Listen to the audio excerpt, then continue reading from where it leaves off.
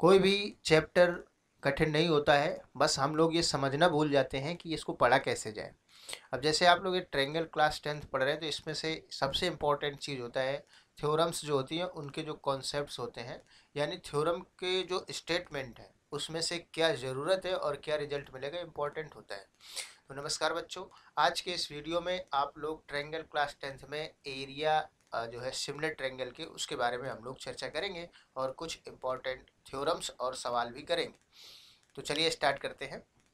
आप लोगों को बता दें कि इसको पढ़ने के लिए आप लोगों को सबसे पहले एक थ्योरम को समझना होगा, जो कि उसका स्टेटमेंट कुछ इस प्रकार से है। The ratio of areas of two similar triangle, अर्थात दो समरूप त्रिभुजों के क्षेत्रफल का अनुपात। यहाँ पर कंडीशन क्या है कि त्रिभुज आपके पास हैं, दो त्रिभुज हैं और वो दोनों सिमिलर हैं। मान लेते हैं जैसे आप लोगों के पास एक ये ट्रायंगल है और इसका हम लोग नाम दे देंगे ए बी सी, ठीक है ना।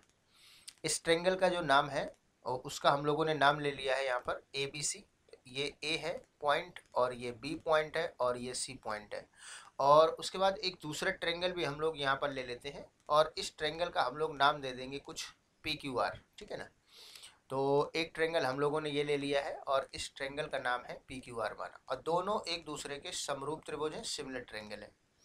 तो इस प्रमेय का जो स्टेटमेंट बोलता है, पहले आप लोग उसके बारे में समझेंगे, बाद में फिर क्वेश्चन करेंगे, ठीक है ना। तो यहाँ पर ये दोनों ट्रायंगल कैसे हैं, सिमिलर हैं, समरूप हैं, यानी इनके रूप समान है, एंगल बराबर है और इनके भुजाओं का अनुपात बराबर है। कहने का मतलब ये है कि अगर ये जो ट्रायंगल है ए बी सी और ये सिमिलर है ट्रायंगल किसके, इसको सॉरी हम लोग क्या नाम देंगे, पी क्यू आर है, आप लोग समझ जाइएगा। ये पी है और इसका नाम है क्यू और इसका नाम हम लोग आर दे देते हैं। तो ये ट्रायंगल है पी क्यू आर। बच्चों अगर ये सिमिलर ट्रायंगल है तो बताइए क्या कंडीशन होती है। सबसे पहले तो इसके करिस्पॉन्डिंग एंगल बराबर होते हैं, अर्थात angle A equal to angle P मान लेते हैं, इसका संगत है। Angle B equal to angle C हो जाएगा और angle B equal to sorry angle R, और इसके बाद एंगल सी इक्वल टू हो जाएगा एंगल आर। एंड इसी के साथ साथ संगत भुजाओं का अनुपात भी बराबर होगा, अर्थात ए बी के करिस्पॉन्डिंग जो पी क्यू साइड बनेगी, ये बेटा पी है और ये वाला जो पॉइंट है, अगर ना समझ में आ रहा हो तो हम आप लोगों को इसको जो है हटा करके समझा देते हैं। ये वाला जो पॉइंट है वो कौन सा है, ये पॉइंट है पी क्यू, ये वाला पॉइंट क्यू है। तो यहाँ से A B upon P Q और B C upon Q R, और उसके बाद ये जो है A C upon P R. तो इस तरह से तो सिमिलर ट्रायंगल की कंडीशन होती है A C upon P R. तो ये सिमिलर अगर है तो ये दो चीज़ें होल्ड करेगा, ये पहली चीज़ है और ये दूसरी चीज़ है। संगत कोण बराबर होंगे, संगत भुजाओं का अनुपात भी बराबर होता है। अगर उसने दो ट्रायंगल को सिमिलर कहा है तो ये अपने आप आ जाती है, डेफिनेशन में ही होता है। अब इसमें से क्या होता है कि एक थ्योरम जो ये बोलता है, तो कह रहा है कि दो समरूप त्रिभुज अगर आपके पास हैं तो संगत भुजाओं के अनुपात के वर्ग के बराबर होता है इसका एरिया। तो आप लोगों को यहाँ पर यही समझना होता है कि इसमें जो रिजल्ट है, दोनों सिमिलर हैं, तो क्या होने वाला है कि इनका जो एरिया का अनुपात है, ठीक है ना। इस प्रकार से आप देखें तो area of triangle A B C का मतलब हो जाएगा A B upon P Q का स्क्वायर। ये ट्रायंगल देख रहे हैं, इसमें से ए बी जो भुजा है उसका स्क्वायर और पी क्यू का स्क्वायर, ये अनुपात, और बी सी का जो स्क्वायर है, बी सी जो भुजा है वो क्यू आर के स्क्वायर के बराबर हो जाएगा, B C upon Q R का स्क्वायर और सी अपॉन आर पी। अर्थात इसको आप लोग कह सकते हैं कि सिमिलर ट्रायंगल का एरिया का अनुपात उनकी संगत भुजाओं के वर्गों के अनुपात के बराबर होता है। आगे चल करके हम लोग इसमें से कुछ जो सिमिलर ट्रायंगल के एरिया है उसकी माध्यिकाओं के वर्गों के अनुपात के बराबर होता है, उसके शीर्ष लंबों के वर्ग के अनुपात के बराबर होता है। ये सब हम लोग थ्योरम के बेसिस पर हम लोग पढ़ेंगे, लेकिन आप लोगों को कुछ क्वेश्चन जो आज के इस वीडियो में बता रहे हैं, जिसमें से ए बी सी अगर पी क्यू आर के सिमिलर है तो उनके एरिया का अनुपात उनकी संगत भुजाओं के वर्गों के अनुपात के बराबर होता है। ये आप लोग समझ लेंगे। इसमें हम लोग सबसे पहले क्वेश्चन लेते हैं, इसमें एक दो क्वेश्चन है, बहुत ही अच्छे क्वेश्चन है। तो देखते हैं जरा इसमें से पहला क्वेश्चन आप लोगों से क्या बोल रहा है, ठीक है ना। तो मान लेते जैसे एक ट्रेंगल है, एक्सरसाइज आप देख सकते हो 6.4 एनसीईआरटी बुक में आप लोग इस एक्सरसाइज को देख सकते हो।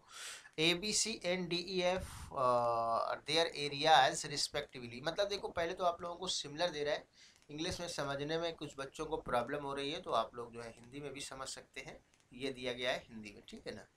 तो चलिए जरा इसको हम लोग समझते हैं। आपके पास जो है दो ट्रेंगल है, एक ट्रेंगल है कौन सा, देखो ABC है, ठीक है ना। आप लोगों के पास एक ट्रेंगल ABC दे रहा है, ये है, और दूसरा ट्रेंगल DEF दे रहा है, और ये दोनों के बीच में देखो आप लोग देख रहे हैं कि सिमिलर का निशान बना हुआ है, अर्थात दोनों सिमिलर हैं।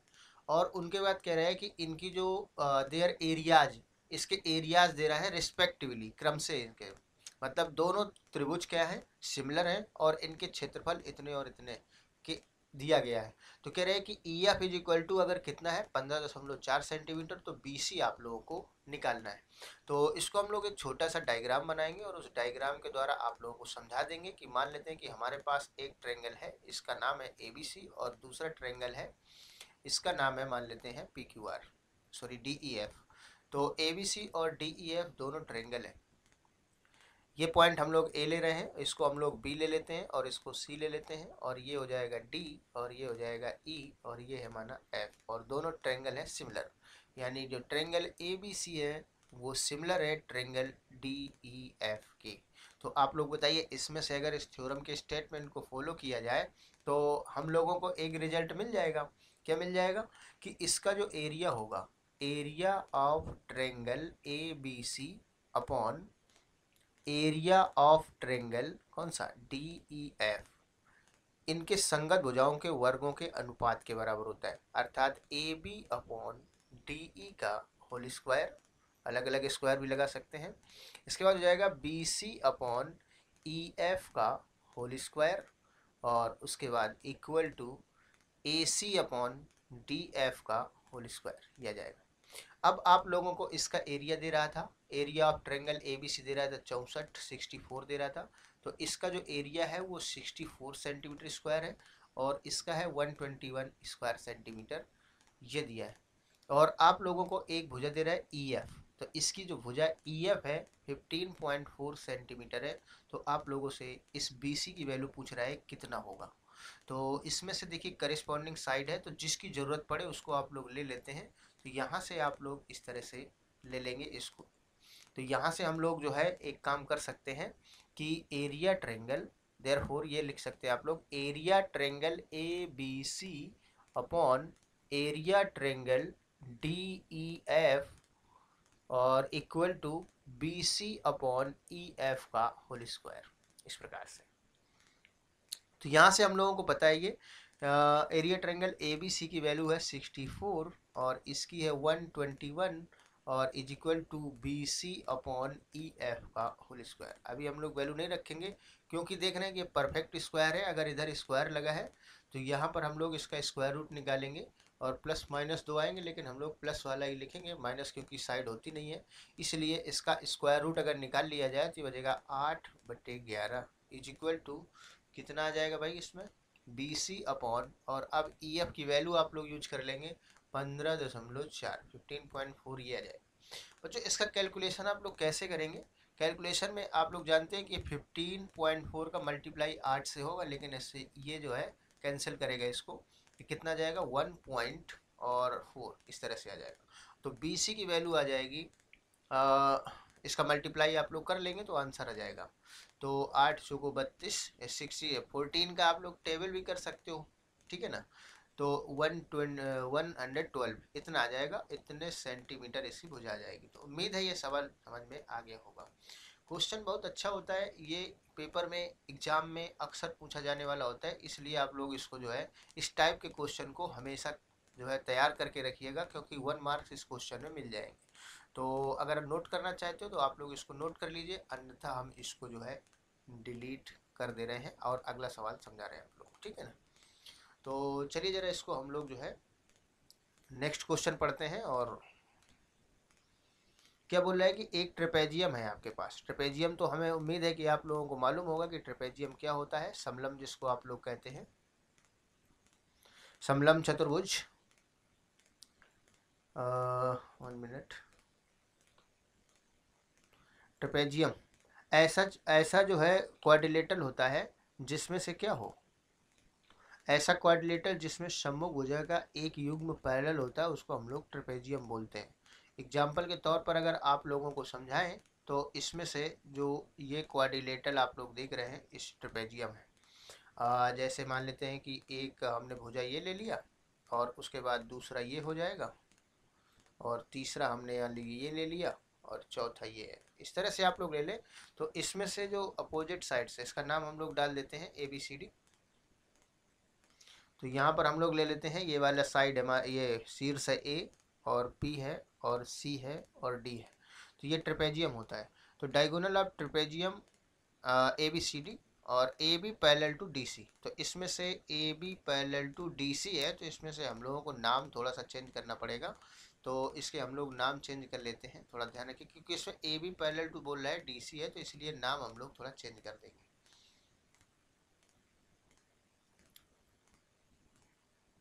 तो यहाँ पर हम लोग जो है AB इसको डाल देते हैं ABCD। तो यहाँ पर हम लोगों को जो गिवन चीज़ है वो ये है कि इन ट्रेपेजियम, ये जो ट्रेपेजियम हम लोगों को दे रहा है ABCD, इसमें से दो चीज़ें हैं, AB पैरेलल है DC के और उसके बाद इसके जो डायगोनल है O पर कह रहा है इंटरसेक्ट करते हैं, O पर प्रच्छेद करते हैं। तो हम लोग इसके डायगोनल भी, डायगोनल मीन्स विकर्ण, तो इसके विकर्ण भी मिला देते हैं। तो A पॉइंट से लेकर के C तक मिलाएंगे तो ये एक डायगोनल हो जाएगा और B से लेकर के आप D तक मिलाएंगे तो ये दूसरा विकर्ण हो जाएगा। तो ये जो है O पर इंटरसेक्ट करते हैं, ये आप लोगों को ध्यान रखना है। तो उसके बाद फिर आप लोगों से बोल रहा है कि यदि AB is equal to 2CD हो, मतलब जो ये AB की लेंथ है, AB इज इक्वल टू कितना दे रहा है 2CD, ये दे रहा है। मतलब AB का लेंथ जो है CD से डबल है। तो आप लोगों से कह रहा है कि ट्रेंगल जो AOB है और COD है, तो AOB और COD को हम लोग सेट कर लेते हैं। तो AOB देखिए ज़रा, ये हो जाएगा, ये AOB है, ये वाला ग्रीन कलर से जो आप लोग देख रहे हैं ये AOB है। तो इसका जो है रेशियो बताना है आप लोगों को, AOB और COD जो एरिया है, तो COD कौन सा होगा, और COD हमें ये वाला मिला है, ये है COD, ठीक है ना। तो इनके क्षेत्रफलों का अनुपात बताना है। तो वैसे अगर आप लोग ध्यान से देखें तो इसको हम लोगों को थोड़ा सा प्रूफ जब हम लोग इसका करते हैं तो आप लोगों को, चूंकि ये सिमिलर ट्रेंगल है इसलिए आपको सिमिलरिटी दिखाना होता है। तो आप लोग ये एंगल इस एंगल के इक्वल दिखा देंगे, अर्थात ये जो एंगल CDO है ये जो है CDO ABO के इक्वल हो जाएगा और ये वर्टिकली अपोजिट एंगल है। तो यहाँ से सिमिलर ट्रेंगल ये प्रूफ हो जाएंगे। तो सबसे पहले हम लोग इसी को शो कर देते हैं। तो हम लोग लिखेंगे in triangle AOB and triangle, बोलो कौन सा, COD। CO, अगर AOB लिखा है तो COD लिखना पड़ेगा, करस्पॉन्डिंग लेकर के चलेंगे। तो यहाँ पर एंगल जो पहले हम लोगों ने ट्रेंगल AOB लिखा है, तो इसमें से एंगल जो है OBA, एंगल OBA ये इक्वल हो जाएगा एंगल ODC के, ठीक है ना, एंगल ODC के। ये आप लोग लिख सकते हो कि ये अल्टरनेट इंटीरियर एंगल्स हैं, अर्थात शीर्षाभिमुख कोण है। और दूसरा आप लोग यहाँ पर लिख सकते हैं angle AOB equal to angle कौन सा, COD। इसको हम लोग लिख सकते हैं angle AOB equal to COD और ये वर्टिकली अपोजिट एंगल्स हैं। देयरफॉर ट्रायंगल जो है AOB ये सिमिलर हो जाएगा ट्रायंगल किसके, COD के सिमिलर हो जाएगा।